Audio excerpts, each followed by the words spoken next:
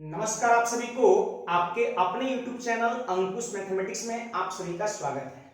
देखिए बाबू, आज कर सकते हैं मैथ मॉक टेस्ट का सेट 3 का डिस्कशन मैं आज के क्लास में कराने वाला हूं और बिना देर किए हुए हम आज के क्लास को स्टार्ट करते हैं।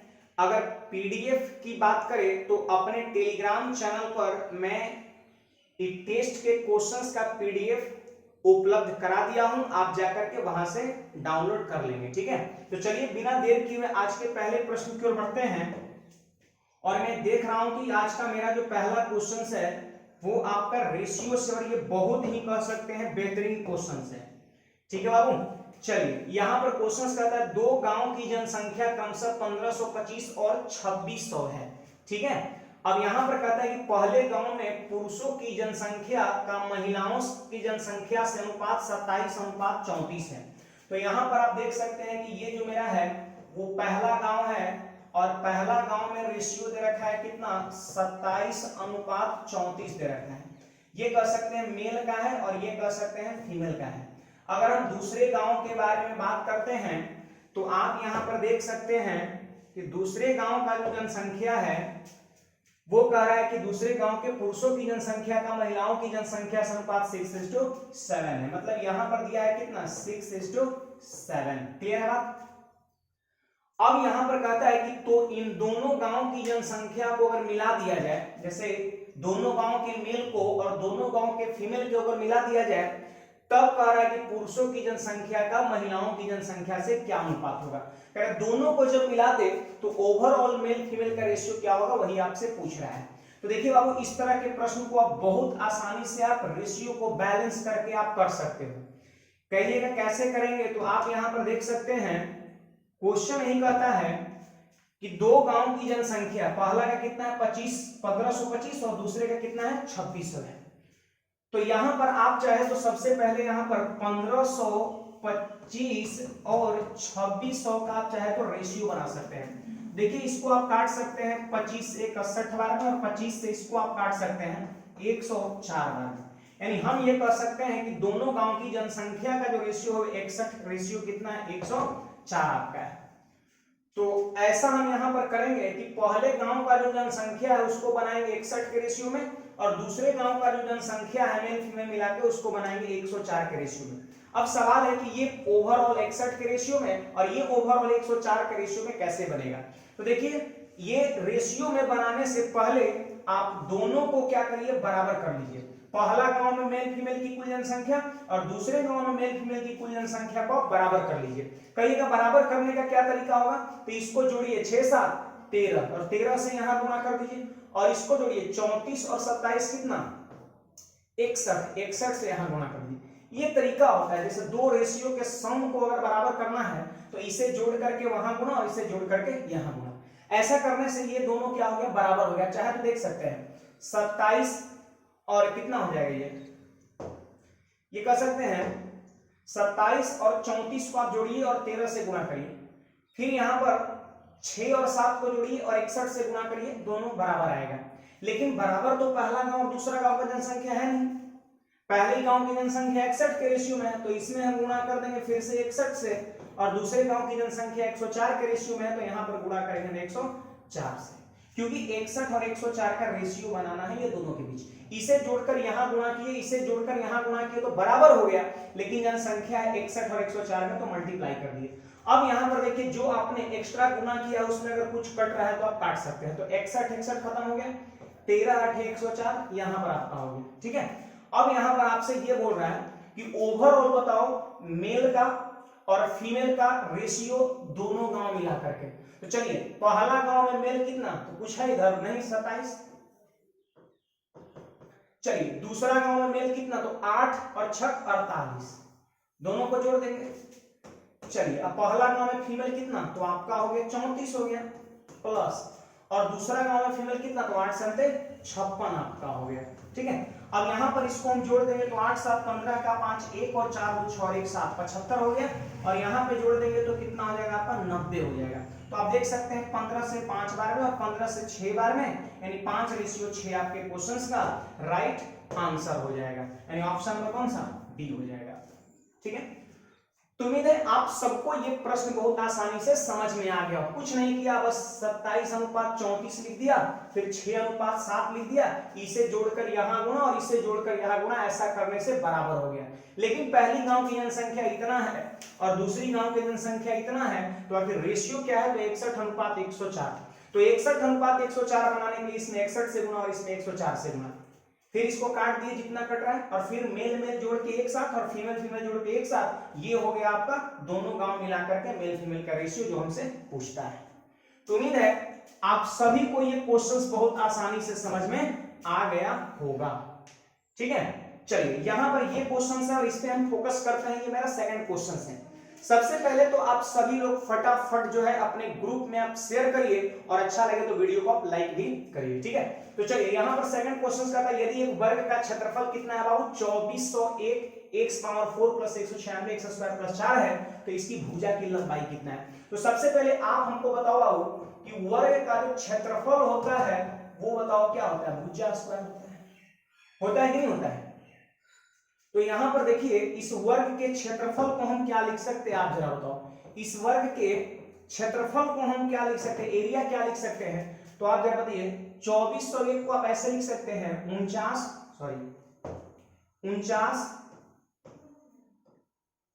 एक्स स्क्वायर का होल स्क्वायर।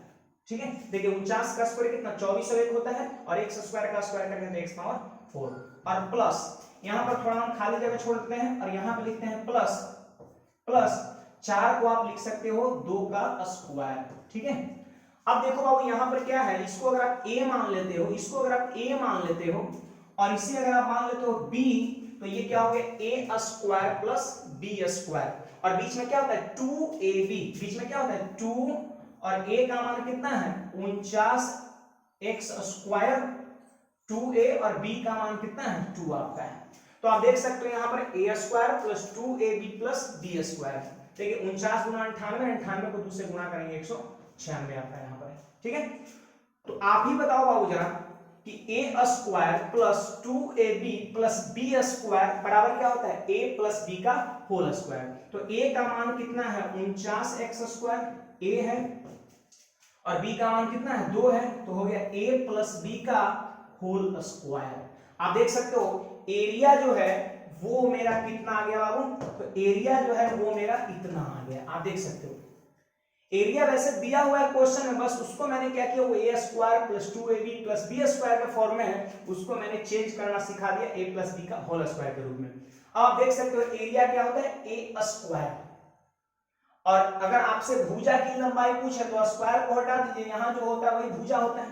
तो बोलिए यहाँ पर ये जो होगा वही क्या कहलाएगा? भुजा कहलाएगा। अरे कहलाएगा कि नहीं? तो आप बताओ भुजा कितना हो जाएगा? 49x square plus 2, 49x square plus 2 आपका क्या हो जाएगा? भुजा, और यही आपके प्रश्न का उत्तर हो जाएगा। क्लियर बात है सभी को? क्योंकि एरिया ऑफ स्क्वायर है और होता है क्या? Side square. इसका मतलब ये साइड है जो नीचे में दिख रहा है बेस में, 49x स्क्वायर प्लस 2 भुजा आपके प्रश्न का उत्तर हो जाएगा। तो उम्मीद है आप सबको ये प्रश्न बहुत आसानी से समझ में आ गया होगा। ठीक है, चलिए बहुत ही कह सकते हैं बढ़िया प्रश्न यहां पर है, और ये क्वेश्चन हम कह सकते हैं रेस का प्रश्न है। ये आपका 1 मिनट, ये रेस का क्वेश्चन है। रेस जिसको हम बोलते हैं दौड़, ठीक है, इसको हम बोलते हैं दौड़, बोलते हैं इसको हम बोलते हैं दौड़। ठीक है, अब यहां पर आप ध्यान दीजिए, सबसे पहले तो क्वेश्चंस को समझना है। क्वेश्चंस को मैं थोड़ा बड़ा कर दे रहा हूं यहां पर। ठीक है, क्वेश्चंस को मैं थोड़ा बड़ा कर दे रहा हूं समझने के लिए। क्वेश्चंस कह रहे हैं x और y की गति बोले तो स्पीड का रेशियो 5:6 है। तो यहां पर आप देख सकते हो मैंने x ले लिया, सॉरी यहां पर मैंने ले लिया x और यहां ले लिया y। ठीक है, और इसके स्पीड का जो रेशियो है वो 5:6 है। अब देखिए आपको मैं बता दूं कि ये रेशियो किसका है बाबू, तो आप कहोगे ये तो सर चाल का है, चाल का है। मैं आपको ये बता दूं कि ये रेशियो दूरी का भी है। क्यों? क्योंकि चाल और दूरी एक दूसरे का समानुपाती होता है। समानुपाती का मतलब दोनों का अनुपात समान। जो रेशियो स्पीड का होता है वही रेशियो डिस्टेंस का होता है। ये बात आपको ध्यान रखना है। लेकिन अगर मान लेते हैं सपोज कोई पूछ देगा कि टाइम का रेशियो बताओ, तो स्पीड के रेशियो को हम क्या करते हैं, उलट देते हैं, क्योंकि स्पीड और टाइम एक दूसरे का इनवर्सली प्रोपोर्शनल होता है। लेकिन खैर हमें अभी टाइम की कोई जरूरत नहीं है, इस बात को आप ध्यान दो जरा, ठीक है, ये टाइम की हमें कोई जरूरत नहीं है। अब चलिए यहां पर ध्यान दीजिए कि दूरी का रेशियो हो गया 5:6। अब क्वेश्चन का यदि 1.2 किलोमीटर, आप बताओ बाबू 1.2 किलोमीटर को आप क्या बोल सकते हो, 1200 मीटर बोल सकते हो। अरे 1.2 किलोमीटर है तो मीटर बदल के 100 से गुणा करिएगा, सॉरी 1000 से गुणा करिएगा, और 1000 से मल्टीप्लाई करिए तो 1200 मीटर आपका निकल जाएगा। इसका मतलब रेस जो है वो 1200 मीटर का है। 1200 मीटर जो है दौड़ना है। लेकिन देखिए इसमें क्या है ना कि 1.2 किलोमीटर की एक दौड़ में yx को 70 मीटर का रियायत देता है। आप देख सकते हो यहां पर रियायत का मतलब मैं समझाता हूं, y x को 70 मीटर का रियायत देता है। इसका मतलब यह हुआ कि y बोल रहा है x को कि तू हमसे 70 मीटर आगे जाके खड़ा हो, है ना। y रियायत दे रहा है, इसका मतलब y रहेगा यहां, x को रियायत दे रहा है 70 मीटर का, इसका मतलब 70 मीटर आगे खड़ा होगा कौन, x। कर सकते हो y को अपने आप पर कर सकते हो ओवर कॉन्फिडेंस है, वो ये कह रहा है x को कि तुम अगर आगे भी खड़ा होगे तो भी हम तुमसे जीत जाएंगे, ठीक है। तो कह रहा है y x को 70 मीटर का रियायत देता है, मतलब x को बोलता है तू 70 मीटर आगे जाके खड़ा हो, ठीक है। अब ये देखिए पूरा रेस जो है ना वो कितने मीटर का है बाबू, 1200 मीटर का है। ये पूरे 1200 मीटर का रेस है, यहां से यहां के बीच की दूरी 1200 मीटर है। इसका मतलब y को दौड़ना है कितना, 1200, लेकिन x तो 70 मीटर आगे है, इसका मतलब x को दौड़ना है मात्र कितना, 1130 मीटर। आप समझ पा रहे हो, अरे x पहले से बाबू 70 मीटर आगे है तो इसको मात्र दौड़ना है कितना, 1130, क्योंकि देखिए जो यहां पर पहुंच जाएगा वो रेस कंप्लीट कर जाएगा। तो सोचिए yx को स्टार्ट देता है, yx को रियायत देता है, इसका मतलब ये हुआ कि x को बोल रहा है तो उतना मीटर आगे जाके खड़ा हो जाए, ठीक है। अब यहां पर आपको देखिए y को दूरी तय करना है कितना, 1200 मीटर, और x को दूरी तय करना है मात्र कितना, 1130। अब इसमें जो पहले पहुंच जाएगा वही जीत जाएगा, और जो वहां से जितना मीटर पीछे रह जाएगा वो उतने मीटर से हार जाएगा। तो यहां पर देखिए y को दौड़ना है 1200 मीटर, तो y की दूरी यहां पर y का दूरी कितना है बाबू, 6 है, y का दूरी कितना है, 6 है, लेकिन y को दौड़ना है कितना, 1200 मीटर। तो ऐसा करिए ना, इसमें अगर हम 200 से मल्टीप्लाई कर दे, ध्यान दीजिएगा, अगर इसमें हम 2 से मल्टीप्लाई कर देंगे तो बोलिए 1200 मीटर बना कि नहीं बना, जल्दी बोलिए आप हमको। अब नियम क्या कहता है कि रेशियो के किसी एक पद में आप किसी नंबर से मल्टीप्लाई नहीं कर सकते हैं। ये दोनों रेशियो है, इसमें अगर आप 2 से गुणा किए तो इसमें भी आपको 200 से मल्टीप्लाई करना होगा। क्लियर है बात, इसमें भी आपको 200 से मल्टीप्लाई करना होगा। तो 200 गुणा 5 करेंगे तो कितना हो जाएगा, 1000 मीटर हो जाएगा, 1000 मीटर हो जाएगा। अब आप समझिए कि y 1200 मीटर की जब दूरी तय करेगा, 1200 मीटर की जो दूरी तय कर लेगा, मतलब y एकदम फाइनल पॉइंट पर जब पहुंच जाएगा तो उस समय x कितना दूरी तक तय कर रहा होगा, तो मात्र 1000। x कितना दूरी तय कर रहा होगा, 1000 मीटर, लेकिन x को दौड़ना था यहां तक पहुंचने के लिए कितना, 1130, लेकिन मात्र दौड़ा कितना, 1000। अरे 1000 ही मात्र दौड़ पाए। देखिए y जो है रेस को कंप्लीट कर चुका, और जब पीछे पलट के देखा तो पता चला कि वो 1000 मीटर की दूरी तय कर चुका है। यानी जब y रेस को कंप्लीट कर गया तो x जो है मात्र यहां से 1000 चला था, और टोटल ये दूरी कितना, 1130, चला कितना, 1000, तो बच गया कितना, 130 मीटर, और ये वाला दूरी बच गया है। इसका मतलब हम कह सकते हैं x से 130 मीटर से हार गया।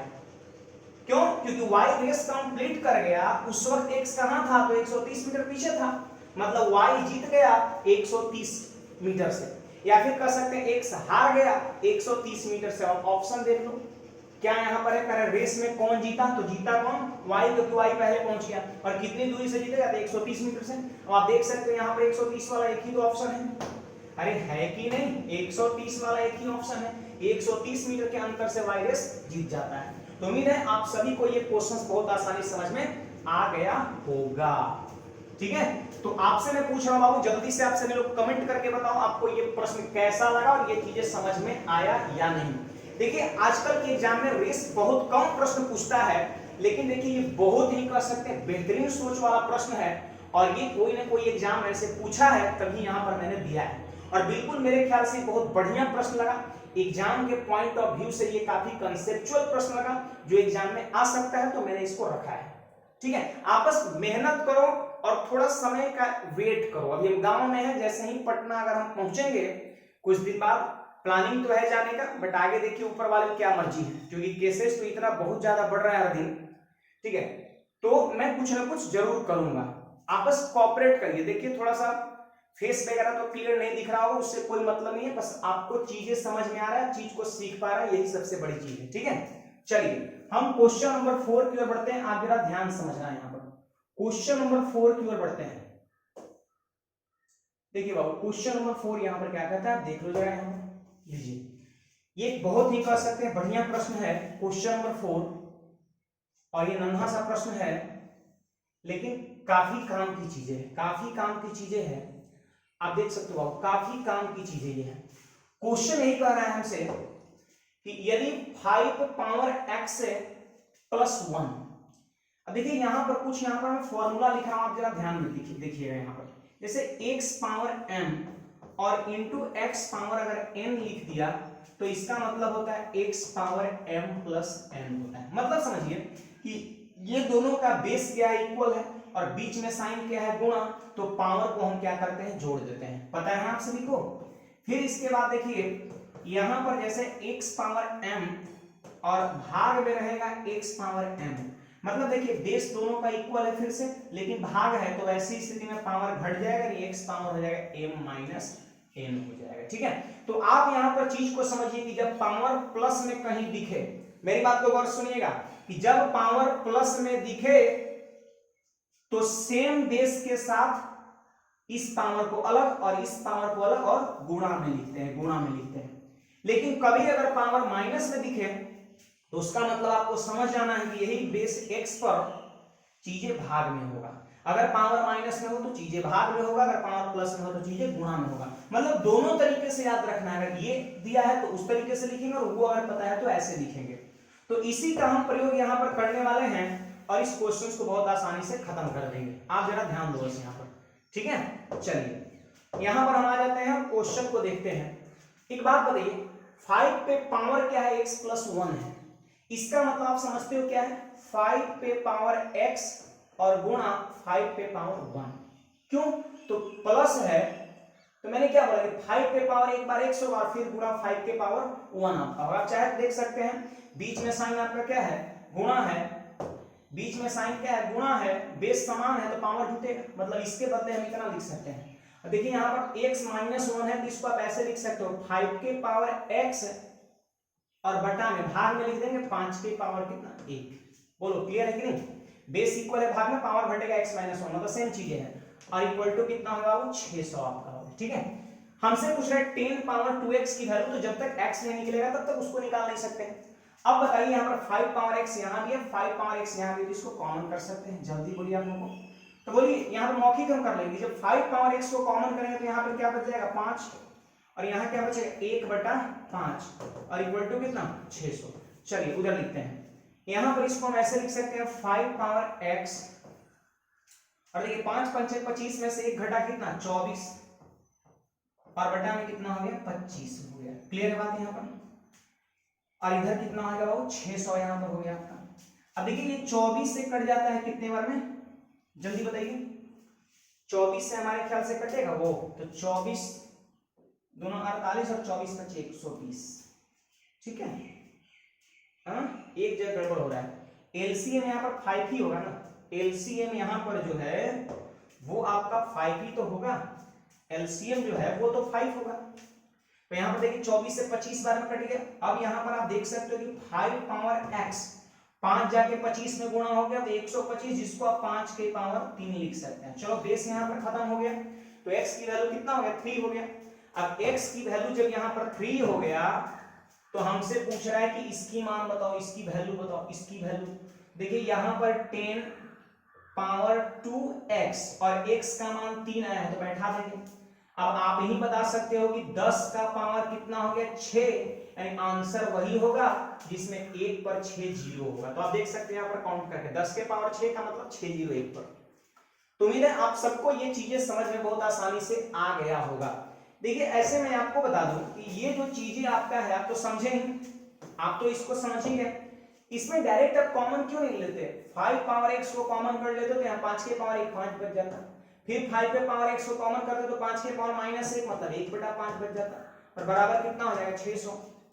55 25 और 1 कितना हो जाएगा 24/5। तो यहाँ पर भर से हम लिख देंगे कितना 24/5 लिख देंगे, गुणा में लिख देंगे कितना 24/5 लिख देंगे, और 24 से कट जाएगा 25 बार में, तो 25 पंचे 125। तो यहाँ लिख देंगे 5 पावर x = 5 के पावर 3, 5 5 खत्म, x बराबर 3 हो गया, और यहाँ पर 3 दूना 6 मतलब 6 जीरो वाला आपका आंसर हो जाएगा। तो उम्मीद है आप सभी को ये प्रश्न भी बहुत आसानी समझ में आ गया होगा। हम नेक्स्ट क्वेश्चन की ओर बढ़ते हैं बिना देर के हुए, आप बस ध्यान से समझना है यहाँ पर, ठीक है। चलिए बहुत ही कह सकते हैं बेहतरीन क्वेश्चंस है, और ये क्वेश्चन नंबर 5। अब देखिए इसके बारे में कुछ चीजें आपको बताने वाले हैं। सबसे पहले तो आपको ये बता दें कि जैसे मैं अपने टेलीग्राम चैनल पर जो मैथ्स का क्यूज कराता हूं टेलीग्राम पर, सुबह में हर दिन 4 क्वेश्चन दे रहा हूं कुछ दिनों से, उसमें भी कह सकते हैं ये क्वेश्चंस आपका आज मैंने दिया है, लेकिन मतलब सेम चीजें हैं, बस डाटा वहां पे क्या है चेंज किया हुआ है। वैसे अगर हम एक्चुअल में बात करें तो आज मैंने जो टेलीग्राम में दिया है वो जो क्वेश्चंस है वो आपका मेंस 2018 में पूछा है सीजीएल, ठीक है, मेंस 2018 में सीजीएल पूछा है जो मैंने आज टेलीग्राम पे दिया है। बट अगर इस क्वेश्चंस की बात कर दे, इस क्वेश्चंस की बात करते तो ये आपका क्वेश्चन सीडीएस जो है 2020 में पूछा है, जो शुरुआत के महीने में इसी साल एग्जाम हुआ है, ठीक है। तो यहां से आप अंदाज लगा सकते हैं कि देखिए क्वेश्चन एकदम डिट्टो है, ये डाटा भी मेंस वाले में था, ये डाटा भी मेंस वाले में था, बस यहां पर शायद 13,139 था मेंस वाले में, और सीडीएस वाले में यहां पर 44,333 कर दिया। अगर हम इस टाइप के क्वेश्चंस की बात करें तो रेलवे जो है ना, रेलवे का एग्जाम चाहे एनटीपीसी ग्रुप डी हो, जंप के प्रश्न पूछा है, मतलब कह सकते हैं ये बहुत ही कह सकते हैं महत्वपूर्ण क्वेश्चन है, ये टॉप मोस्ट क्वेश्चंस है टोटल कह सकते हैं एग्जाम के पॉइंट ऑफ व्यू से, बहुत ही बढ़िया प्रश्न है। तो आप बस इसको ध्यान से समझो, मेरी ये प्रयास रहेगी आपको बहुत इजी में हम चीज को समझा देंगे, ठीक है। चलिए आ जाइए यहां पर, देखिए बाबू यहां पर क्वेश्चन का एक संख्या इस प्रकार की है, उसमें 12,228 ठीक है, 12,228। तो यहां पर देखिए मैं यहां पर नंबर लिख दिया 12,228, ठीक है। फिर इसके बाद मैं यहां पर ले लिया दूसरा नंबर 28,200, 28,200। फिर इसके बाद मैंने नंबर ले लिया 44,333, ठीक है। को विभाजित करने पर प्रत्येक स्थिति में एक जैसा शेषफल प्राप्त हो वह कौन सी संख्या है। प्रश्न ये है कि वो बड़ी से बड़ी संख्या बताओ जिससे इसमें डिवाइड करे, इसमें डिवाइड करे, इसमें डिवाइड करे तो बराबर शेष बचे, वो संख्या बड़ी से बड़ी क्या है। तो यहां पर इसको बढ़िया से आप क्या करिए, आप पहचान लीजिए कि जब यहां पर प्रत्येक स्थिति में एक जैसा शेषफल प्राप्त हो, प्रत्येक स्थिति में एक जैसा शेषफल प्राप्त हो, बहुत ही काम की चीज है। तो वैसी स्थिति में हम प्रश्न को करने के लिए क्या करेंगे, यहां पर ध्यान रखना है कि ये जो नंबर दिख रहा है, ये जो नंबर दिख रहा है और ये जो नंबर दिख रहा है उसका डिफरेंस लिखेंगे, मतलब पॉसिबल डिफरेंस, पॉसिबल डिफरेंस, मतलब जो नंबर इवन रहेगा और जिसके बीच की जो अंतर लिखने की संभावनाएं रहेंगी, जहां जहां का अंतर लिखा जा सकता है वो सारी चीज को हम लिखेंगे। तो चलिए यहां पर फटाफट हम चीज को करते हैं। अब बस ध्यान दे दो, यहाँ पर क्वेश्चंस तो आप देख ही चुके हो, इसको मैं उधर छोटा कर दे रहा हूं, अलग इधर कर दे रहा हूं, ठीक है। इसको मैं यहाँ पर अलग कर दे रहा हूं, इसको मैं यहाँ पर अलग कर दे रहा हूं, ठीक है, इसको मैं अलग कर दे रहा हूं। अब यहाँ पर देखिए बाबू, यहाँ पर पॉसिबल डिफरेंस, तो सबसे पहले यहां का डिफरेंस आपको पता करना है। तो देख लीजिए यहां पर 28,000 में से 12,000 पहले घटाइए तो कितना हो जाएगा, हमको जल्दी से बताओ 16,000। अब 200 में से 228 घटाना है तो 16,000 में से 28 और घटा दीजिए 15,000, 928 घटाना तो 72 आपका हो गया शायद। क्लियर है बात? 15,972 आपका हो गया। देखिए ना 15,000 और 12,000 कितना 27,000 और 72 और 28 कितना हो गया आपका 100 और 9 2 11 एक 12। ठीक तो है। चलिए यहां का हमको डिफरेंस लिखना है। देखिए 3 में से 0 घटेगा तो कितना हो जाएगा 3, फिर 3 में से 0 घटेगा तो कितना 3 हो जाएगा, फिर 3 में से 2 घट जाएगा तो 1 हो जाएगा, और फिर 14 में से 8 घट जाएगा 6 हो जाएगा, और 3 में से 2 घट जाएगा, यानी 16,133 आपका यहां पर आ गया डिफरेंस। क्लियर बात? अब चलिए यहां का डिफरेंस लिखना है तो 13 में से 8 घट जाएगा कितना 5 हो जाएगा, फिर यहां पर देखिए 12 हो गया ना, 2 में से 2 घट गया तो 0 आपका हो गया, फिर यहां पर आप देख सकते हो कितना बच गया 3 बच गया ना, 3 में से 2 घटेगा तो 1 हो जाएगा, और 4 में से 2 घटेगा 2, और 4 में से 1 घटेगा 3। यानी आप देख सकते हो यहां का डिफरेंस ये मिल गया, यहां का डिफरेंस ये मिल गया, और यहां का डिफरेंस ये मिल गया। तो ये हो गया पॉसिबल डिफरेंस। अब यहां पर देखिए अगर आपको बड़ी से बड़ी संख्या निकालना है जो इन सभी में भाग देने पर समान शेष बचे, तो वो पता करने के लिए जानते हैं क्या करेंगे, डिफरेंस का एचसीएफ निकालेंगे। 15,972 कॉमा 16,133 कॉमा फिर इसके बाद 32,105 का क्या करेंगे एचसीएफ करेंगे। क्लियर बात आप सभी को? ये तरीका होता है, आप याद रखना जब भी समान शेषफल कहेगा तो वैसी स्थिति में जो नंबर्स दिया रहेगा उसका अंतर निकालिए, और अंतर जो जो आएगा उसका एचसीएफ कर दीजिए, आपके प्रश्न का उत्तर हो जाएगा। अब देखिए इसको मैं थोड़ा हटा दे रहा हूं यहां से, क्योंकि आप चीज को समझ पाए होंगे। ठीक है, ये चीज को आप समझ पाए होंगे। अब देखिए यहां पर हमको मेनली यहां पर इसका एचसीएफ करना है। अब आपको मैं सिखा रहा हूं कि इसका एचसीएफ बहुत आसानी से आप कैसे कर सकते हो। एचसीएफ बहुत आसानी से कैसे कर सकते हो, तो देखिए एचसीएफ निकालने का बहुत ही कर सकते हैं बेहतरीन तरीके मैं आपको बताने वाला हूं, बहुत कर सकते हैं बेजोड़ तरीका आपको बताने वाला हूं, और इसको मैंने नाम दिया है डिफरेंस मेथड। मैंने इसको नाम दिया है डिफरेंस मेथड। एचसीएफ आप इस मेथड से निकालिए अगर आप कॉम्पिटिशंस की तैयारी कर रहे हैं तो। अगर आपको जल्दी निकालना है तो देखिए आप ध्यान दो और आप ही हमें बताओ। देखिए आप यहां का डिफरेंस मेथड में डिफरेंस देखना, यहां का डिफरेंस, फिर यहां का डिफरेंस, और फिर यहां का डिफरेंस। आप यहां का डिफरेंस, यहां का डिफरेंस, यहां का डिफरेंस में आप बता सकते हैं सबसे छोटा डिफरेंस कहां का होगा और कितना होगा। सबसे छोटा डिफरेंस कहां का होगा और कितना होगा। तो मैं देख पा रहा हूं 16,000 है, 15,000 है, 1,000 का लगभग फासला पड़ सकता है। ठीक है, यहाँ 32,000, 16,000, 16,000, 15,000। आपको लग रहा है सबसे कम डिफरेंस यहाँ का आएगा, तो लीजिए इसको मैं लिख दिया मिनिमम डिफरेंस। ठीक है, मिनिमम डिफरेंस आपको देखने से पता चल जाएगा कहां हमें मिल रहा है। तो चलिए इसमें से इसको हम घटाते हैं, 3 में से 2 घट जाएगा 1। क्लियर बात? फिर 13 में 7 घटेगा कितना, अरे 3 में से 2 घटेगा 1, और फिर यहां पर कितना हो जाएगा ये 3 में 7 तो घटे 13 में से 7 घट जाए कितना हो जाएगा 6 हो जाएगा आपका। क्लियर है बात? अब यहां पर आप हमको बताओ बाबू, यहां पे आप हमको बताओ जरा, ये 10 हो जाएगा, 10 में से 9 घट जाएगा तो 1 हो जाएगा आपका 161। हमें यहां पर कुछ डाउट लग रहा है, इसको घटाने में कहीं कुछ एरर तो नहीं हो गया। चलिए चेक कर ले रहे हैं। देखिए 3 में से 0 घटेगा तो 3 हो जाएगा। ठीक है, और फिर 3 में से 0 घटेगा तो 3 हो जाएगा, फिर 3 में से 2 घटेगा तो 1 हो जाएगा। ठीक है, फिर 14 में से 8 घटेगा तो 6 हो जाएगा, और फिर 3 में से 2 घटेगा तो 1 हो जाएगा आपका। ठीक है, ये तो सही है। इसमें से इसको घटाएंगे, सही है। 10 में से 8 घट जाएगा कितना 2 हो जाएगा, और 9 में से 8 घटेगा 1। अरे यार यहां पे गड़बड़ है, यहां पे गड़बड़ हो चुका है, नहीं यहां पे गड़बड़ हो चुका है। आप जरा ध्यान दो, यहां पर आप ध्यान दीजिए यहां पर जरा कि ये दोनों था, इसका अंतर लिखना है, यहां का अंतर लिखना है, इधर का अंतर लिखना है यहाँ का, ये दोनों का डिफरेंस लिखना है यहाँ का।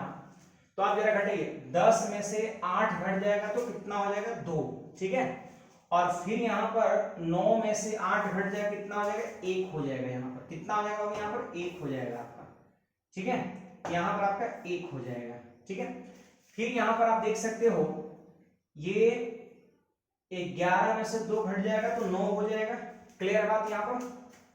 और फिर यहाँ पर 7 बच गया ना, और 7 में से 2 घटेगा तो कितना 5 हो जाएगा यहाँ पर, और फिर 2 में से 1 घटेगा, ये चीज आपका हो गया, ठीक है। तो चलिए यहाँ पर मिनिमम डिफरेंस हम लिखते हैं, और मिनिमम डिफरेंस फिर भी यही का आएगा, मिनिमम डिफरेंस अभी भी जो है वो आपका यही का आएगा, ठीक है। तो चलिए 3 में से 2 घट जाएगा कितना 1 हो जाएगा, और फिर 3 में से 1 घट जाएगा कितना 2 हो जाएगा, और फिर 1 पर 1 11, 11 में से 9 घट जाएगा 2 हो जाएगा, 15 में से 15 खत्म।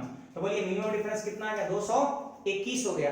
अब सुनिए एचसीएफ जो होता है वो मिनिमम डिफरेंस होता है, नहीं तो उसका कोई ना कोई गुणनखंड होता है। फिर से सुन लीजिए, एचसीएफ निकालने का ये बहुत ही कह सकते हैं बेजोड़ एकदम तरीका है, जिसका कोई जोड़ नहीं है, बेजोड़, ठीक है, इसका कोई जोड़ नहीं है। तो यहां पर मिनिमम डिफरेंस पता करते हैं, और एचसीएफ जो होता है या तो मिनिमम डिफरेंस होता है, नहीं तो उसका कोई ना कोई फैक्टर होता है। तो आप देख सकते हैं यहां पर 221 हमारे ऑप्शन में है ना, और ना ही इसका कोई ऑप्शन फैक्टर में है, 221 का फैक्टर कोई ऑप्शन में नहीं है, इसका मतलब अवश्य जो है 221 ही इसका एचसीएफ बनेगा, और यही आपके क्वेश्चंस का आंसर हो जाएगा। आप चाहे तो 221 से इसमें भाग देके देख लेना, इसमें भाग देके देख लेना, और इसमें भाग के देख लेना, रिमाइंडर हमेशा क्या बचेगा समान बचेगा। तो ये तरीका होता है प्रश्न को जल्दी से करने का। और यहाँ पर बाबू देखिए थोड़ा हम टाइम लग गया, वो घटाने में एक जगह मिस्टेक हो गया था, यहाँ पर 1 के जगह पे 7 लिखा गया था, और 161 आ रहा था, जो कहीं हमको उस तरह कुछ दिख नहीं रहा था। वो 161 जैसे ही मिला वो पकड़ में आ गया, क्योंकि ऑप्शन उस तरह का था नहीं। तो चलिए उम्मीद है आप सभी ये चीज को आप सीख चुके होंगे। तरीका बस यही है, जब भी प्रत्येक स्थिति में समान शेष कहे तो आप जो जो संख्या दिया है उसका डिफरेंस लिखिए, और फिर उन सारे डिफरेंस का एचसीएफ कर लीजिए। एचसीएफ कैसे निकालना है वो मैंने तरीका बता दिया, ठीक है। चलिए क्वेश्चन नंबर हम 6 की ओर बढ़ते हैं। बहुत ही कह सकते हैं 6 नंबर में बेहतरीन क्वेश्चन है, आप इस पे जरा फोकस करो, और ये क्वेश्चन ट्रिगोनोमेट्री का है, ठीक है। अब देखिए यहाँ पर ट्रिगोनोमेट्री का ये चीजें करने से पहले एक बात आप सीखिए, क्या सीखना है। देखिए यहां पर a प्लस बी 90 डिग्री हो, यहां मैंने लिखे जब a प्लस बी जब यहां पर 90 डिग्री हो, तो वैसी स्थिति में यहां पर जरा आप ध्यान दो, हम कह सकते हैं कि tan थीटा, या फिर ऐसे भी कह सकते हैं tan a, देखिए ध्यान दीजिए यहां पर tan a बराबर क्या हो जाएगा आपका cot b हो जाएगा। ये चीज को आप ध्यान दो जरा यहां पर। अगर एंगल को जोड़ने पर a और b जोड़ने पर अगर 90 डिग्री आ रहा है, तो वैसी स्थिति में tan और cot आपस में क्या होगा बराबर होगा।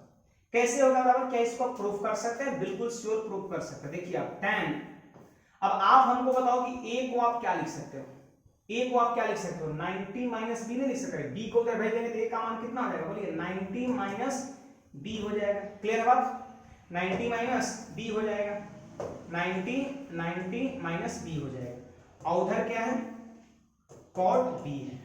अब आप बताओ tan 90 माइनस b बराबर क्या cot b, क्या LHS और RHS बराबर नहीं हो गया, LHS और RHS बराबर हो गया। तो ये चीज आप यहां पर ध्यान में रखो, ये नियम यही है कि जब a और b का योगफल 90 डिग्री है तभी tan और cot आपस में बराबर होता है। बोलिए tan और cot बराबर कब होता है, जब एंगल का जोड़ 90 डिग्री हो। ये चीज को हम लोग समझ चुके हैं, अब इसी को यहां पर हम क्या करेंगे अप्लाई कर देंगे, ठीक है। क्योंकि मैं यहां पर देख रहा हूं कि tan और cot आपस में क्या है बराबर है। अब tan और cot आपस में बराबर है, इसका मतलब ये जो आपको एंगल दिख रहा है, क्या दिख रहा है 6 थीटा, यहां पर क्या एंगल दिख रहा है 2 थीटा, और दोनों का सम कितना होगा 90 डिग्री। अभी हम पढ़े हैं कि a और b का सम 90 डिग्री जब होता है तभी tan और cot आपस में बराबर होता है। तो बोलिए यहाँ पर 8 थीटा इक्वल टू कितना 90 डिग्री, 90 डिग्री। तो हमसे क्वेश्चंस में यही पूछता है बाबू, हमसे क्वेश्चंस में यही पूछता है, हमसे क्वेश्चन में यही पूछता है कि sec 4 थीटा का मान बताओ, हमसे ये पूछता है sec 4 थीटा का मान बताओ। तो 8 थीटा 90 डिग्री, तो 4 थीटा इसका हाफ है 45 डिग्री होगा, और sec 45 का मान कितना होता है √2। आपके क्वेश्चन का राइट आंसर हो जाएगा। क्लियर है बात? तो ऐसे यहाँ पर क्वेश्चंस को सोचना है और बहुत आसानी से सरलता पूर्वक क्वेश्चंस को फतह कर देना है। तो चलिए हम क्वेश्चन नंबर 7 की ओर बढ़ते हैं और ये भी बहुत ही कह सकते हैं बेहतरीन क्वेश्चंस। यहाँ पर फिगर से आपको डरना नहीं है, आप क्वेश्चंस को बहुत ही आसानी से कर सकते हो। कैसे, आप ध्यान दीजिए। चलिए सबसे पहले थोड़ा सा यहाँ पर मैं इसको कलरफुल कर ले रहा हूँ, रंगीन कर दे रहा हूँ इसको। देखिए यहां पर क्वेश्चन क्या कहता है, दिए गए आरेख में 3 अर्धवृत्त एबीसी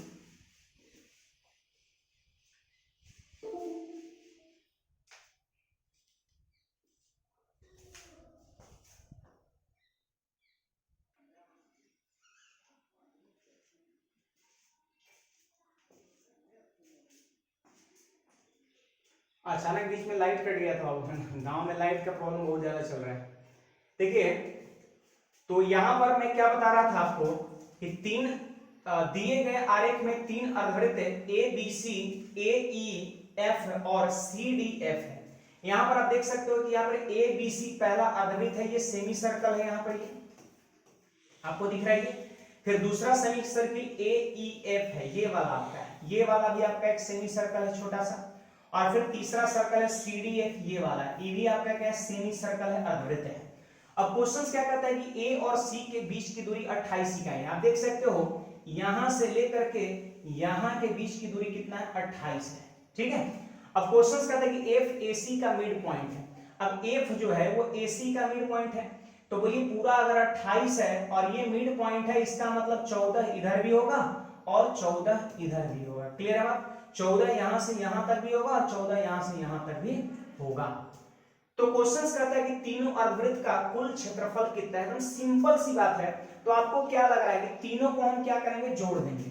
यानी यहां पर आप ये कह सकते हो कि ए बी सी अर्धवृत्त, यानी ए बी सी, ठीक है, और फिर ए ई एफ, यहां पर ए ई एफ का क्षेत्रफल, और फिर C D F, C D F, C D F, अगर तीनों अर्धवृत्त के क्षेत्रफल को जोड़ देंगे तो आपके क्वेश्चन का आंसर हो जाएगा। और आपको मैं बता दूं कि अर्धवृत्त का जो क्षेत्रफल होता है वो होता है पाई आर स्क्वायर अपॉन 2 होता है। ये बात क्लियर है? अर्धवृत्त का क्षेत्रफल क्या होता है, पाई आर स्क्वायर अपॉन 2 होता है। पाई आर स्क्वायर तो वृत्त का होता है, 2 से भाग कर देंगे अर्धवृत्त। चलिए तो यहां पर आप देख सकते हो कि जो बड़ा वाला अर्धवृत्त है उसका त्रिज्या यहां से यहां तक कितना है, 14 है। तो यहां पर लिख देंगे पाई 14 का स्क्वायर और बटा में कितना हो जाएगा, 2 हो जाएगा। क्लियर है बात? फिर यहां पर देखिए कि पूरा यहां से यहां तक 14 है, तो ये छोटा वाला जो आपका होगा, ये जो छोटा वाला आपका होगा, ये हम कह सकते हैं कि छोटा वाला आपका ये जो अर्धवृत्त होगा, इसका कह सकते हैं त्रिज्या कितना होगा, तो पूरा 14 व्यास है ना, त्रिज्या कितना हो जाएगा, आधा 7 हो जाएगा, ठीक है। तो उसका कह सकते हैं एरिया जो आपका होगा वो हो जाएगा कितना, पाई 7 स्क्वायर और बटा में हो जाएगा 2, पाई 7 स्क्वायर अपॉन 2 ये वाले अर्धवृत्त का। और आपको बता दूं कि अगर इसकी त्रिज्या 7 है तो इसकी भी त्रिज्या कितना है, 7 ही है। बात क्लियर है? तो जितना क्षेत्रफल इसका होगा उतना ही क्षेत्रफल इसका होगा। तो इसका हम क्षेत्रफल लिख लिए, अगर इसी में हम 2 से गुणा कर देंगे तो क्या समझेंगे, इसका नहीं हो गया, हो गया। अब बस इसी को क्या करना है, सोल्व करना है। चलो ये खत्म हो गया। अब यहां पर देखिए त्रिज्या 14 है तो आपका क्षेत्रफल कितना होगा, 616 और बटा में 2 हो जाएगा। 7 है तो हो जाएगा 154। आप 2 से इसको काट दीजिए तो कितना होगा, 308, और 308 और 154 को जोड़ दीजिए तो 462 जो है आपके क्वेश्चंस का राइट आंसर हो जाएगा। ऑप्शन नंबर कौन सा, डी हो जाएगा, डी हो जाएगा आपका। यहां पर एक चीज मैंने आपको बताया, आपने शायद गौर नहीं किया। यहां पर एक चीज मैंने बताया, आप यहां पे देख लीजिएगा, यहां पर इसमें कि त्रिज्या अगर 7 रहेगा तो याद रखना है क्षेत्रफल 154 होता है, एरिया, ठीक है। अगर त्रिज्या कभी 14 रहेगा तो क्षेत्रफल 616 होता है। अगर मान लेते हैं त्रिज्या कभी 21 रहा तो यहां पर आपका 1386 होता है। अब कहिएगा इसको हम रटने के लिए क्यों कर रहे हैं, रट लेना है इसको। क्यों? क्योंकि r बराबर 7, 14, 21 ये सब ज्यादातर दिखता है, तो क्यों नहीं इसकी वैल्यू को ही हम रट ले। जैसे ही हम देखें यहाँ पर 14 तो समझ गए 616 बटा 2 308, और जैसे ही देखे 7 तो समझ गए 154, 360 और 308 और 154 जोड़ देंगे 462 आपका आंसर हो गया। तो उम्मीद है आप सभी को ये क्वेश्चन भी बहुत आसानी समझ में आ गया होगा। चलिए बहुत ही कर सकते हैं बेहतरीन क्वेश्चन है और ये रहा क्वेश्चन नंबर आपका 8 और ये परसेंटेज का क्वेश्चन है और काफी कर सकते हैं दमदार प्रश्न। आप देख सकते हो यहाँ पर क्वेश्चन क्या कहता है, आप देख सकते हो बाबू क्वेश्चन सही कहता है कि किसी वस्तु x के मूल्य में प्रत्येक वर्ष 20% की वृद्धि होती है। एक वस्तु x है जिसका मूल्य हर साल 20% बढ़ रहा है। आप यहाँ पे देख सकते हो ये x वस्तु है और यहाँ पर दूसरा वस्तु y है। आप ये कह सकते हो ये 20% से हर साल इंक्रीज कर रहा है और फिर इसके बाद कर सकते हैं कि और वस्तु y के मूल्य में प्रति साल 10% का वृद्धि हो रहा है, यानी इसमें हम कह सकते हैं 10% का इंक्रीजमेंट हो रहा है। ठीक है, अब कहता है कि 2010 में वस्तु x का मूल्य 5000 रुपए, लीजिए 5000 रुपया कीमत है 2010 में। 2010 में कितना कीमत है 5000 रुपए, 2010 में 5000 रुपए। फिर इसके बाद कहता है कि वस्तु y का मूल्य कितना था 2000 रुपए था, लीजिए वस्तु y का मूल्य कितना था 2000 रुपए था। तो आपसे बस यही क्वेश्चन कहता है किस वर्ष में पहली बार उसके मूल्यों का अंतर 5000 से ज्यादा हो जाएगा। देखिए अभी ये दोनों के बीच कितने का अंतर है 3000 का अंतर है 2010 में। वैसे ही आपसे पूछ रहा है कि कौन सा साल में ये दोनों के बीच का जो फासला है वो 5000 से ज्यादा हो जाएगा। ऑप्शन है 12, 13, 14 और 15 है। एक बात बताइए बाबू 12, 13, 14 और 15 है और कौन सा साल में ज्यादा हो जाएगा, आपसे बस यही क्या कर रहा है पूछ रहा है। 5000 से ज्यादा अंतर कौन सा साल में हो जाएगा, यही आपसे क्या कर रहा है पूछ रहा है। चलिए हम ट्राई करेंगे, यहाँ पर ट्राई करेंगे। ट्राई क्या करना है तो देख सकते हैं 20% का वृद्धि। एक बात और बताइए, जैसे यहाँ पर कोई भी नंबर्स लिखा रहेगा, कोई भी नंबर्स अगर लिखा हुआ है वो अपने आप में 100% होता है। अगर आप एक अंक के पहले डेसिमल बैठा दिए तो ये हो गया आपका 10%। अगर इसी में 2 अंक के पहले डेसिमल बैठा दिए तो ये हो गया आपका 1%। याद हुआ, कोई भी नंबर्स में एक अंक के पहले डेसिमल बैठाएंगे 10% होगा, 2 अंक के पहले डेसिमल बैठाएंगे 1% आपका होगा। तो यहां पर हम कह सकते हैं ये चीज को मैं अप्लाई करके और फटाफट 10% और 1% लिखने का प्रयास करूंगा। ठीक है, चलिए तो यहां पर आप देख सकते हो बाबू 2011 में कितना हो जाएगा तो 20% से बढ़ रहा है। तो यहां मौखिक करिए 10% अगर हो गया कितना, अरे 10% कितना हो गया, एक अंक के पहले डेसिमल 500 तो 20% कितना 1000, यानी 1000 से ये बढ़ जाएगा। अब आप ही बताओ कि जब 1000 से बढ़ जाएगा मतलब ये 6000 हो जाएगा। क्लियर बात, ये 10% से बढ़ेगा तो इसका 10% कितना 200, 200 इसको बढ़ाइए, अरे 200 इसको बढ़ाइए ना तो कितना हो जाएगा आपका 2200 हो जाएगा। होगा कि नहीं, अंतर कितने का हो गया, तो हम ये कह सकते हैं अंतर अब हो गया 3800 का अंतर हो गया। एक साल और हम बढ़ेंगे, अब हम चलेंगे 2012 पे चलेंगे। 2012 को मौखिक करते जाना है, इसको 20% से बढ़ाना है। बोलिए 10% की वैल्यू कितना 600, तो 20% की वैल्यू कितना 1200, तो 12 जो बढ़ा देंगे तो कितना आएगा 7200 हो जाएगा। अरे होगा कि नहीं, और इसको 10% से बढ़ाना है तो 10% की वैल्यू कितना 220। आप क्या करो यहाँ पर 2200 में 220 जोड़ दो तो कितना हो जाएगा 2420 हो जाएगा। ठीक है, अब यहाँ पर आप देख सकते हो कितने का अंतर है, कितने का अंतर है बाबू, तो देखिए अभी भी 5000 से कम ही का अंतर है, 4800 के आसपास में अंतर है जहां तक मैं देख पा रहा हूं। 2472 तो 24 या 72, यानी अभी 5000 ज्यादा का अंतर नहीं है। तो आंसर जानते हैं, आपको लग रहा है कि धीरे धीरे ये चीजें क्या हो रहा है बढ़ रहा है। यहां पर अंतर था कितने का 3800 का अंतर था और यहाँ पे कितने का सीधे 4800 का अंतर हो गया, लगभग मैं बता रहा हूं। तो ये सीधे आपका कह सकते हैं और बढ़ जाएगा यहाँ पर, मतलब 5800 के आसपास में अंतर हो जाएगा, तो 5000 से ज्यादा हो जाएगा। आप चाहे तो ट्राई कर सकते हो। इसका 10% कितना हो गया 720, 20% कितना हो गया 1440। आप 1440 इसमें क्या करिए आप जोड़ दीजिए, 1440 इसमें आप क्या करिए जोड़ दीजिए, तो हमारे ख्याल से आपका कितना हो जाएगा 8640 हो जाएगा। इसका यहाँ पर 10% जोड़िए ना 242, तो कितना होगा 2642 और 20 कितना हो गया 62 हो गया। आप देख सकते हो यहाँ पर अंतर जो है वो 5000 से ज्यादा हो गया। ठीक है, तो आंसर कौन हो जाएगा 2013। ऐसे एक बात मैं आपको बता दूं कि जब आप एग्जाम में बैठे हुए हो तो यहीं से पता चलेगा कि जब 2011 में अंतर है कितने का 3800 का, 3800 का अंतर है, यहां पर 4800 का अंतर है, तो यहां पर 5000 से 5800 के आसपास में अंतर हो जाएगा। और हमसे यही तो बोल रहे कि 5000 से ज्यादा अंतर किस साल है, तो ये बिना लिखे हुए हम 2013 2012 में इतना 2013 आप आंसर कर सकते थे। तो आंसर कौन सा आ जाएगा, बी नंबर 2013। क्लियर है? तो आप सबको ये बात आसानी से समझ में आ गया होगा। हम अगले क्वेश्चन नंबर 9 की ओर बढ़ते हैं और बहुत ही कर सकते हैं बेहतरीन क्वेश्चन आपका 9वां भी है, आप इस चीज को ध्यान से समझ सकते हो। देखिए क्वाड्रेटिक इक्वेशन से है, आप लोग बाबू शेयर नहीं कर रहे हो, ये बिल्कुल गलत बात है। आपका काम है शेयर करो, इसे फैलाओ जिससे कि ज्यादा से ज्यादा लोगों को फायदा मिल सके। ठीक है, चलिए अब हम यहाँ पर ये क्वेश्चंस की ओर देखते हैं।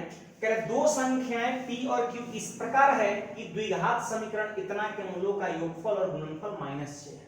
चलिए यहां पर जैसे देखिए मान लेते हैं द्विघात समीकरण का एक मूल अल्फा और दूसरा मूल बीटा है, तो अल्फा प्लस बीटा दिया है -6 योगफल, और गुणनफल की अगर हम बात करें अल्फा इंटू बीटा तो भी दिया है कितना -6। अब देखिए यहां पर आपको एक चीज मैं बता दूं कि अगर अल्फा प्लस बीटा पता हो और अल्फा इंटू बीटा पता हो, सम ऑफ रूट्स पता हो या प्रोडक्ट ऑफ रूट्स पता हो, तो वैसी स्थिति में क्वाड्रेटिक इक्वेशन जो होता है आप नोट कर लेना जरा, x square minus alpha plus beta into x plus alpha into beta equal to 0 होता है। आप इस चीज को जल्दी से नोट कर लो कि अगर मान लेते हैं किसी भी क्वाड्रेटिक इक्वेशंस का सम ऑफ रूट्स दिया रहे, प्रोडक्ट ऑफ रूट्स दिया है, तो वैसी स्थिति में इक्वेशन होता है x square minus alpha plus beta into x plus alpha into beta equal to 0। अब आप हमें बता दो कि इसका योगफल दिया -6, तो यहाँ -6 बैठाएंगे, अरे -6 बैठाएंगे कि नहीं, और -6 बैठाएंगे, माइनस से गुना होगा तो हो जाएगा प्लस, यानी x square plus 6x। Clear है? प्लस अब अल्फा इंटू बीटा कितना -6, तो जानते हैं यहां पर कितना हो जाएगा, यहां पर -6 इक्वल टू 0 हो गया। तो हम ये कह सकते हैं कि योगफल -6 दिया है, गुणनफल -6 दिया है, तो उसके अकॉर्डिंग ये हमको समीकरण निकल गया। अब देखिए हमसे p माइनस q का मान पूछ रहा है, तो p माइनस q हम तब लिख पाएंगे जब मेरे पास p का भी मान होगा और q का भी मान होगा। अब कहिएगा तब कैसे होगा, अब क्या करें, तो हम ये कह सकते हैं कि इसको जो समीकरण क्वेश्चंस में दिया है और जो समीकरण है आप निकाले उसको आप कंपेयर कर दीजिए, ये इक्वेट कर दीजिए। कहिएगा इक्वेट कैसे करें, तो यहां पर देखिए कहता है 3x है और यहां कितना है 6x है, तो कुछ झटका लगा, एकदम 440 वोल्ट का लगना चाहिए, इंस्टेंट माइंड में एकदम बिजली की तरह कौंधना चाहिए कॉन्सेप्ट कि यहां पर 3x है और यहां 6x है, तो कैसे हम इक्वेट करेंगे, दोनों चीजें को हम इक्वल करेंगे, बैलेंस करेंगे, तभी ना जब बराबर चीजें होगा। तो 3x है तो यहां भी आपको 3x बनाना होगा, ये कैसे बनेगा, 2 से क्या करेंगे भाग कर देंगे, 2 से हम क्या करेंगे भाग कर देंगे, अरे भाग दो ना 2 से, जल्दी 2 से भाग कर देंगे। अब बोलिए 2 से भाग कर देंगे तो 3 बन जाएगा कि नहीं, अब ये दोनों चीजें बराबर हो चुका है। अब देखिए यहां पर मैं क्या करता हूं, अब तो एकदम दोनों सेम चीज हो चुका है। अब ध्यान दीजिए एक्स स्क्वायर का कोएफिशिएंट यहाँ पे क्या हो p है और यहाँ एक्स स्क्वायर कोएफिशिएंट कितना 1/2, इसका मतलब p का मान हो गया कितना 1/2। चलो p मिल गया। अब यहां पर आप देख सकते हो कांस्टेंट टर्म क्या है 2q है और यहां पे कितना है, यहां पे कितना जल्दी बोलो -3 है, तो यहां पर हम ये बोल सकते हैं कि 2q इक्वल टू -3, तो q की वैल्यू कितना -3/2। लीजिए आपको p भी मिल गया और q भी मिल गया, ऐसे सोचना है इस प्रश्न में, समझे। अब हमसे ये पूछ रहा है कि p माइनस q बताओ, अब हमसे ये पूछ रहा है p माइनस q बताओ, तो बोलिए p का मान कितना आओ 1/2, और देखिए q का मान कितना -3/2, कितना -3/2, और ये माइनस पहले से तो प्लस हो जाएगा, सही मान होगा कि नहीं, तो हो जाएगा 1/2 प्लस 3/2, मतलब आधा और 1.5 जोड़ देंगे 2, आपके प्रश्न का उत्तर हो जाएगा। तो है ना बहुत बेहतरीन क्वेश्चंस। आपको मैं देखिए आप 10 क्वेश्चंस मत देखिए, आप हर क्वेश्चंस पे फोकस करिए, बात को समझिए।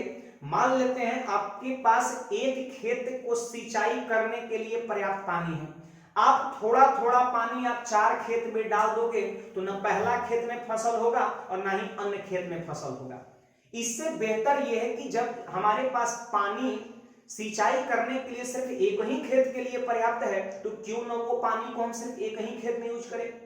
कहने का मेरा तात्पर्य ये है कि आप जो है कम ही चीज सीखो लेकिन उसको 100% आप सीखो, ज्यादा के चक्कर में मत रहो। आप बस समय का इंतजार करो। अभी कुछ प्रॉब्लम है गांव में भी जिस वजह से हम 20 क्वेश्चंस नहीं करा रहे हैं और जैसे ही नेक्स्ट मंथ 31 तारीख को लॉकडाउन खत्म होगा या पता नहीं आगे क्या डिसीजन होगी, अभी तो कुछ पता है नहीं, तो उसके हिसाब से जब हम पटना सेट कर जाएंगे तो वहां से आपको दिन में हम काफी क्लासेज या फिर काफी आपके लिए हम ये करेंगे, ठीक है। और दूसरी नंबर चीज, एक हम ऐप भी अपना लॉन्च कर रहे हैं, ज्यादातर क्लासेज आपका ऐप पर ही होंगी, ठीक है। यूट्यूब पे भी वो घबराना नहीं है आपका। चलिए, तो यहां पर ये क्वेश्चंस को आप समझ चुके हैं उम्मीद है। अगले क्वेश्चंस की ओर बढ़ते हैं और ये रहा क्वेश्चन नंबर 10। आप सभी लोग जरा ध्यान से समझना, ठीक है। और ये नंबर सिस्टम का प्रश्न है और ये क्वेश्चंस भी दमदार है, आप देख सकते हो यहाँ पर ये क्वेश्चंस भी दमदार है। और क्वेश्चन यही हमसे कहता है कि निम्नलिखित में से कौन सा सही नहीं है। लीजिए, सही नहीं है इसका मतलब गलत है। अरे सही नहीं है इसका मतलब क्या होता है? गलत है। तो आपसे यही क्वेश्चन कर रहा है कि कौन सा गलत है। ये इसका मतलब हुआ कौन सा गलत है। निम्नलिखित में से कौन सा गलत है, ऐसे ही बोल सकते, दोनों एक ही चीज है। निम्नलिखित में से कौन सा ही नहीं है, निम्नलिखित में से कौन सा गलत है, दोनों एक ही चीज है। आपको गलत पकड़ना है। इसका मतलब 4 ऑप्शन में 3 ऑप्शन जो होगा वो सही होगा और एक ऑप्शन ऐसा होगा गलत होगा और वही आपके प्रश्न का उत्तर होगा। चलिए, √2 एक अप्रमेय संख्या है, ये आपका सही है। ये क्या है बाबू? कहिएगा सही है। लेकिन हमें पकड़ना है किसको? गलत को। क्योंकि देखिए, रूट वाली जितनी भी संख्याएं होंगी वो सब का सब अप्रमेय होगा। क्या √4 भी अप्रमेय होगा? √4 भी अप्रमेय होगा? कभी नहीं। √4 का मान 2 होता है, रूट से बाहर निकल गया वो अप्रमेय नहीं होता है। तो ये क्या है आपका? प्रमेय है, मतलब ये अप्रमेय नहीं है। तो √2 एक अप्रमेय संख्या है, सही है, लेकिन हमसे गलत का पूछा है। अब यहां बाबू ध्यान दो कि एक जो है ये भी क्या है? ये भी सही है। 1 जानते हैं? नहीं आपका कह सकते हैं प्राइम होता है और ना ही आपका कंपोजिट होता है। तो कहिएगा तब क्या होता है? तो यही होता है, ना प्राइम होता है और ना ही कंपोजिट होता है। आपको याद रखना है। एक क्या है? तो न अभाज्य संख्या है ना भाज्य संख्या। अभाज्य संख्या सबसे पहला कौन होता है? 2 होता है। सबसे पहली अभाज्य संख्या कौन होता है? 2 होता है। 2 से शुरुआत, 2 3 5 7 11 13 इस तरीके से होता है। तो ये भी सही है। 0 ना तो धनात्मक और ना ही ऋणात्मक, ये भी सही है। ये भी सही है। 0 जानते हैं ना निगेटिव नंबर है और ना ही आपका पॉजिटिव नंबर। कहीं क्या है? तो हम बता रहे हैं, इसको बोलते हैं neutral integer, NEUTRAL, neutral integer बोलते हैं आप इसको। न्यूट्रल इंटीजर आप हिंदी में इसको बोल सकते हो उदासीन पूर्णांक, ठीक है। इसको बोल सकते हो उदासीन पूर्णांक। 0 क्या है? तो न निगेटिव है न पॉजिटिव है, न्यूट्रल है। अब ये भी सही है, बी भी सही है और डी भी सही है। इसका मतलब आंसर कौन होगा? जल्दी बोलो। सी। और सी यहाँ पे क्या है? गलत है। कैसे गलत है मैं डिस्कस कर रहा हूं, आप जरा ध्यान से तो देखो। यदि P और Q सम संख्या है, क्वेश्चन क्या है कि P गुना Q अब बराबर क्या? सम संख्या है, ठीक है। तो कहता है P और Q हमेशा सम होंगे, कोई जरूरी थोड़ा है। अगर ये सम है इसका प्रोडक्ट, तो क्या ये दोनों भी सम ही रहेगा?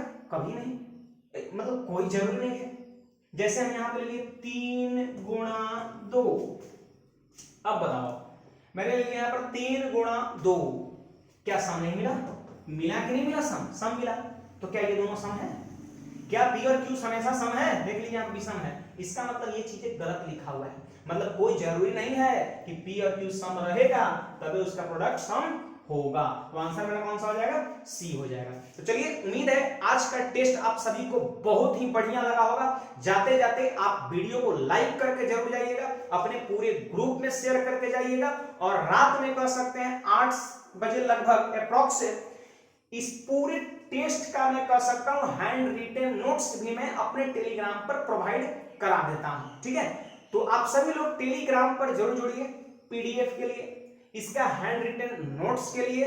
और हर दिन सुबह में 8 बजे हम टेलीग्राम मैथ्स क्यूज चैनल अपने टेलीग्राम पे मैं चलाता हूं, आप वो भी जुड़ करके वहां भी आप उसका आनंद ले सकते हैं। तो ठीक है बाबू, आज के क्लास में हम यही रखते हैं, अगले क्लास नेक्स्ट डे। आज के लिए इतना ही, धन्यवाद।